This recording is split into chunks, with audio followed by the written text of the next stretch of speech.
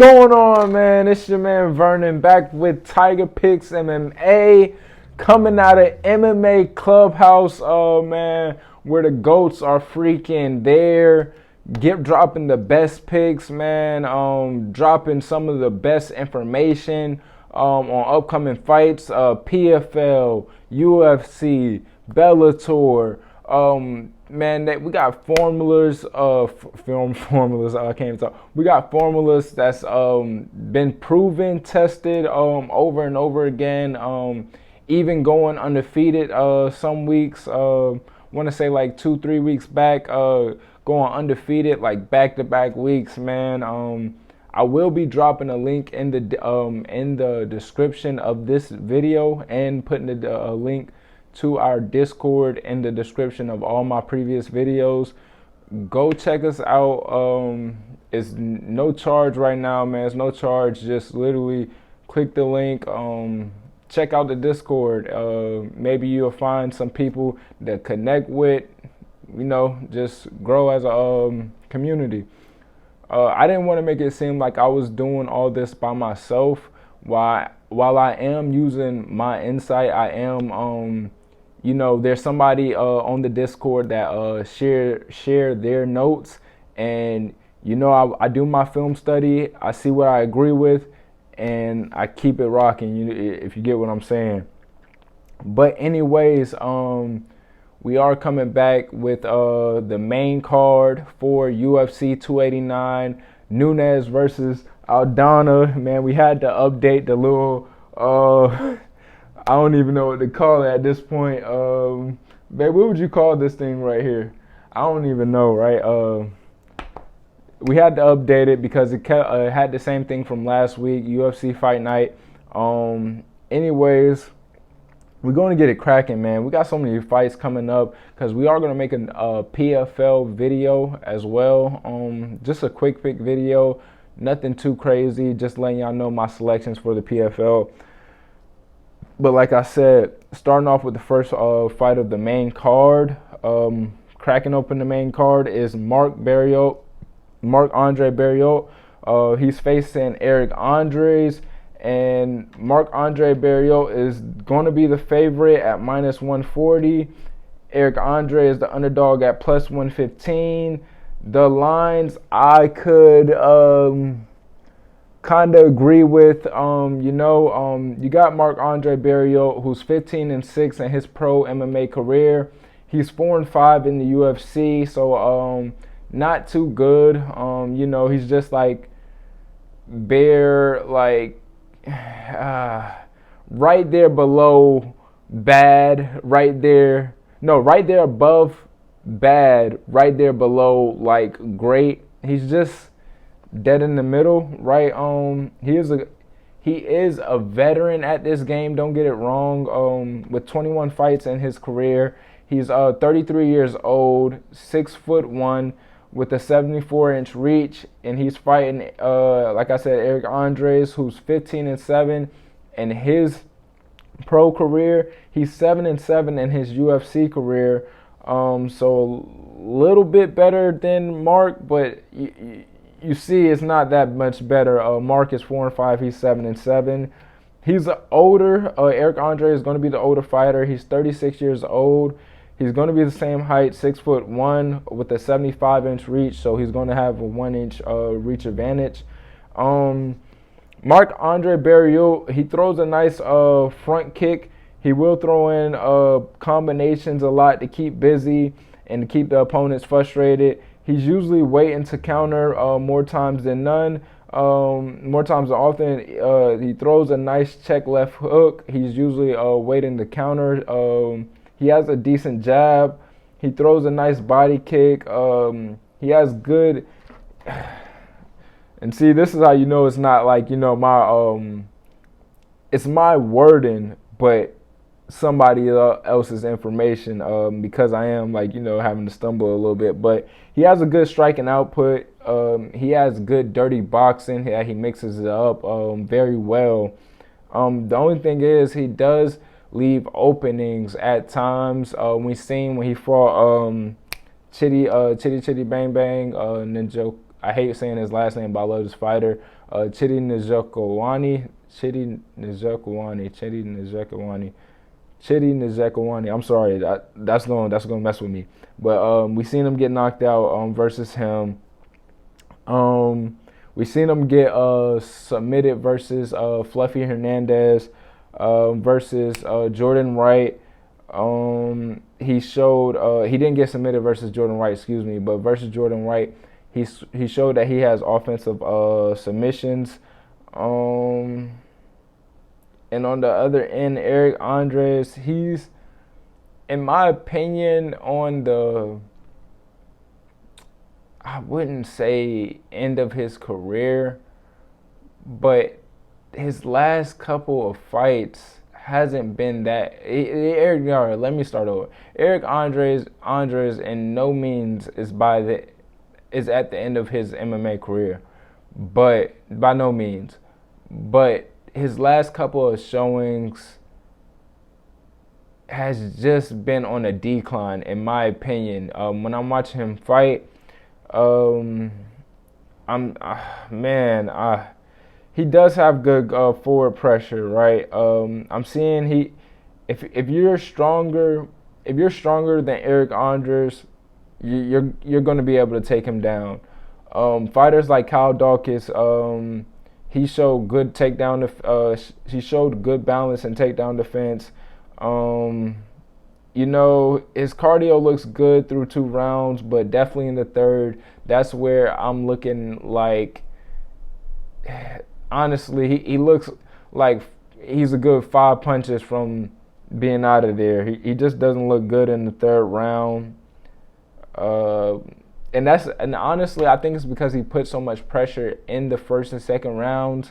So don't get me wrong, I'm not trying to put Eric Andres down as this bad fighter. He does has good top control sometimes, but he can't be reversed a lot. He can get the fight to the mat. He does have good boxing and kickboxing, throws leg kicks. He mixes it up well, but in my opinion, he's going to be the slower fighter here. He's probably going to be the more powerful fighter here, but not the more accurate fighter here. He's not going to be he might be the better wrestler here, but will he use it is the question. I don't know, and I can't really pick him just for his last showings, man. Give me Marc-Andre Barriault is my pick. I'm going to pick him by decision or a late TKO. Moving on to the next fight, we got Dan Ige versus Nate Landwehr. Man, this is going to be a banger fight. Now, this is a fight that definitely belongs on the main card. You got Dan 50K Ige, who's not had the best showing as of lately on his record, right? Even in the octagon at certain times with Josh Emmett, he didn't look too well, but Josh Emmett throws hammers. He's tricky to hit at times. When he's coming in like 100%, Josh Emmett is definitely game and hard to hit as well. What's his name? Yair Rodriguez could beg to differ, but his striking is just on a different level, as we all seen. I don't think Dan Ige's striking is on the level of Yair. I know that Dan Ige's striking is not on the level of that, but Dan Ige's striking is definitely somewhat world class. He definitely has great striking. Man, Dan Ige has been doing this for a long time. He mixes strikes to the body well. He throws in combinations to keep opponent guessing and frustrated, same as I mentioned his last fighter. But he shows good cardio in 3-round striking fights and grappling fights. He can leave open in striking exchanges, as we see him get knocked down versus Emmett. He catches knees and a lot of kicks to get his takedowns. He has a good feint with his takedowns as well. He throws a nice uppercut. He shows power in his right hand when his knockdown versus Tucker. He throws a powerful one too. Dan Ige is one of those Hawaiian fighters that takes a hit well and comes back to knock your head off. He doesn't have crazy power, but his power is there, and you can almost see it through the screen that he's trying to that he when he connects, he's not just trying to connect, he's trying to punch through you. That's one thing I like about Dan Ige. And freaking Nate Landwehr, the underdog, plus 190. A little bit of me want to take a shot on Nate Landwehr at plus 190. He's 17-4, 4-2 in the UFC. He's surprisingly the older fighter here at 35 years old. He's standing 5'9", 70 with a 70.5-inch reach. I don't think I did the teletape for Dan, but Dan is 16-6 in his pro career. He's 8-5 in the UFC. He's 31 years old. He's standing 5'7" with a 71-inch reach. So it's going to be Nate Landwehr with the height advantage. In my opinion, Dan Ige with the striking advantage. Nate Landwehr with the momentum advantage. Man, if you've seen Nate Landwehr last couple of fights, how can you not like the guy? How can you not want to watch one of his fights? He's coming with that almost like Bobby Green, entertaining type of fight in your face, talking to you a little bit, kind of flexing at you while he's fighting, kind of entertaining the crowd, would turn his back on you, entertain the crowd while he's fighting a little bit. But Nate Landwehr, not only forget about the gimmicks, not only does these things, whatever like that, but he has great striking as well. Nate Landwehr also knows how to get the fight to the ground. He seems like he might have low-level IQ at some times, just wanting to put on that ego contest just to please the crowd. And I love it, man. Honestly, I love it, because how can you not love a crowd pleaser? He's there to put on a show, and that he does every time. I don't think he's going to get it done this weekend, though, because Dan Ige is not somebody that you can go in there and try to push over or try to show or anything like that. Dan Ige is going to bring the fight to you. He's going to keep forward pressure, dancing in and out. He's going to mix it up to the body, to the head, keeping you distracted. I think it's going to be something Nate Landwehr hasn't seen yet and don't do well with. So I'm going to bet Dan Ige here. I'm most likely going to be taking his money line, but I will be taking a look at the double chance KO prop slash decision prop. I do think this fight play out pretty closely up until Dan Ige starts to find his mark, and when he does, he's not going to miss. He's probably going to put Nate Landwehr down or just hit him with enough shots that the referee says no more. Give me, like I said, Dan Ige. Next fight, we moving on to Mike Malott versus Adam Fugit. We got the up-and-coming Canadian Mike Malott. He's fighting as a hometown hero. He's minus 210. He's coming in at 9-1-1 with 9 wins, 1 loss, and I don't know why sometimes I'll say the record and then be like, well, he's coming in at 9-1-1 and 9 wins, 1 loss, and 1 draw. Obviously, I just said that, right? He's 2-0 in the UFC. He's 31 years old. He's standing tall at 6'1" with a 73-inch reach. He is taking on Adam Fugit, who was 9-3 in his pro career, 1-1 in the UFC. 34 years old, standing 6'1" with a 77-inch reach. So it's going to be the same height, but Adam Fugit with a 4-inch reach advantage. And who knows, that might play in the favor to Adam Fugit.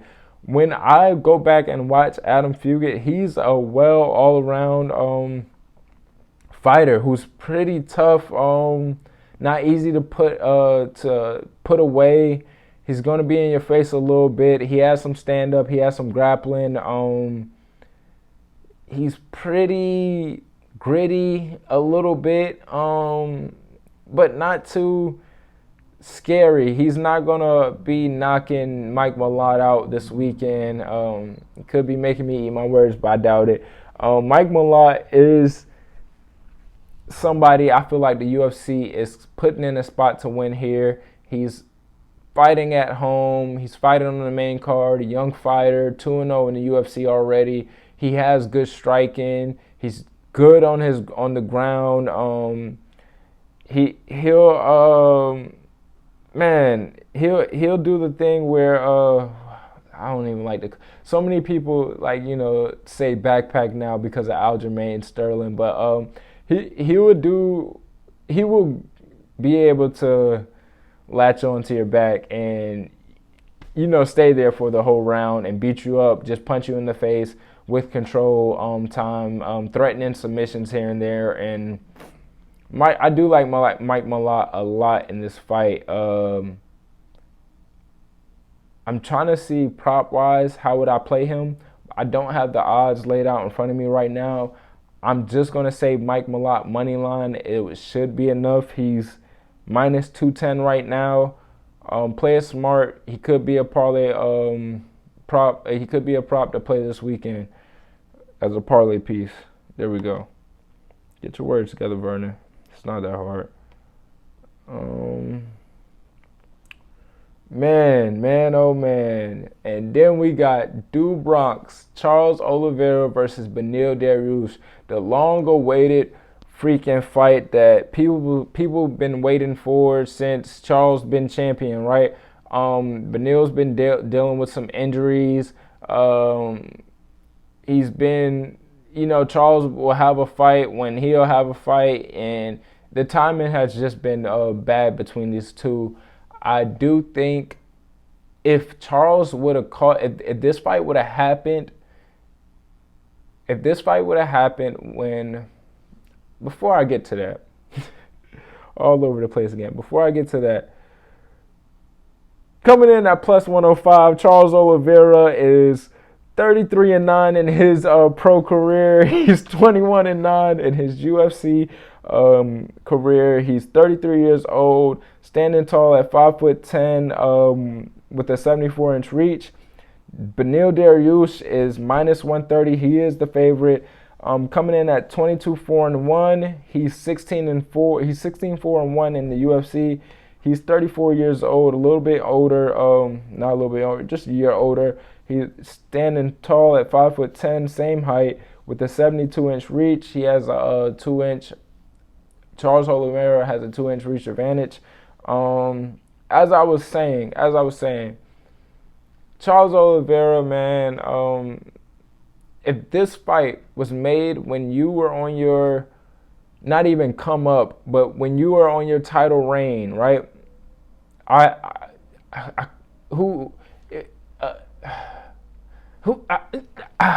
Right? Like, if this fight was made when you were on your title reign, 100% I would have been like Charles Oliveira by sub, Charles Oliveira by sub KO, Charles Oliveira money line, Charles Oliveira, man, if you don't bet Charles Oliveira this weekend, you're crazy. But that is not the case. Since your title reign, we have, even in your title reign, we have seen you struggle with the weight cut. Even if you did make weight that fight, they said that you didn't, you got stripped of your belt. Even if you didn't make weight, technically, you look bad, man. You had put on a good performance, but we've seen you struggle with the weight cut. We've seen you lose your title in a pretty bad fashion. Got dominated by Islam Makhachev. Man, and you're getting older. You're getting predictable at this point. Everybody knows if you rock Charles Oliveira, you don't have to get on top of him. You could just wait for him to get up. Keep it standing a little bit until you want it to take it down. And Beneil Dariush has great submissions. He has great ground game, great top control to basically stay on the ground with Charles Oliveira and not get submitted. He has good stand-up, good striking. He throws good hooks. He throws a good jab to keep it competitively standing on the feet with Charles Oliveira. Man, if you guys don't get where I'm going with this, I'm siding with Beneil Dariush. I'm taking his money line. I will be looking at his decision / KO prop. I don't think he submits Charles Oliveira. I don't think anybody but Islam submits Charles Oliveira, to be honest. But I will be looking at Beneil Dariush decision / KO prop. And then to end the night, we have Amanda Nunes defending her bantamweight belt versus Irene Aldana. A fight that, if you want me to be honest with, I didn't really care about at first, but now I'm kind of curious to see how this play out. After doing the film study, Irene Aldana is she's a legit fighter, man. She is going to be the older fighter coming in at 35 years old. She is plus 260 coming in this fight. She's 14-6 in her pro career. She's 7-4 in the UFC. She's standing 5'9" with a 68.5-inch reach. Amanda Nunes is minus 330 here. She's 22-5. She's 15-2 in the UFC. I said Irene Aldana is the older fighter here, but they're the same age. I don't know why I said that. They're 35 both. Amanda Nunes is standing 5'8". She's an inch shorter with an inch in advantage in reach. She has a 69-inch reach. Man, we've seen. I don't even want to go too deep into this fight. Amanda Nunes is going to win here. Amanda Nunes is going to win by decision, or she's probably going to knock this girl out in the 4th, 5th round. Amanda Nunes, she's going to win by dominant fashion.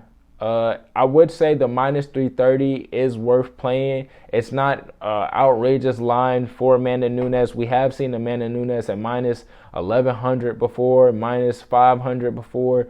This is minus 330 versus a legit Mexican boxer.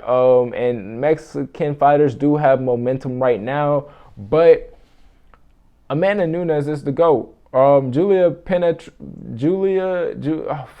can't even think of her name right now.